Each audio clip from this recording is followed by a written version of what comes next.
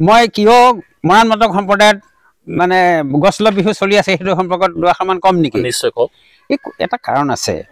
আমাৰ সত্ৰৰ যিসকল গোঁসাই মহন্ত আছে অষ্টভুজৰ দিনৰ পৰাই এই গছল বিহুটোক ধৰ্মীয় বান্ধোনেৰে বান্ধি থৈ দিলে। যিহেতুকে মৰাণ মটক সম্প্ৰদায়ত এটা কথা আছে যে আজিকালি অৱশ্যে কমিছে, আগতেও বেছি প্ৰচলন আছিলে যে এজনী ছোৱালী প্ৰথম পুষ্পিতা হোৱাৰ পিছৰ পৰা বিহু মাৰিবলৈ যোৱাটো বাধ্যকতা, আৰু যদি বিহু মাৰিবলৈ নাযায় গোঁসাই ঘৰত তেওঁ প্ৰায়শ্চিত্ত দিব লগা হয়। আৰু এটা কথা যে গছতলৰ জেং বিহু বা গাভৰু বিহুটো মৰাণ মটক সম্প্ৰদায়ৰ লোকসকলে প্ৰকৃততে গোঁসাই ঘৰৰ পৰা উলিয়ায়। হয়। আৰু ঠিক তেনেকুৱা সামৰণি মাৰে বিহুৰ উৎসৱটো গোঁসাই ঘৰতে কৰে। গতিকে ধৰ্মীয় বান্ধোনেৰে বান্ধি ৰাখিলে, যিটো ধৰ্মীয় বান্ধোনেৰে আমাৰ শংকৰদেৱ আৰু মাধৱদেৱ গুৰু দুজনাই নকৰিলে কাৰণে বাকী অন্য ঠাইত এতিয়াও মানে গছতলৰ বিহুটো নাইকিয়া হৈ গ'ল।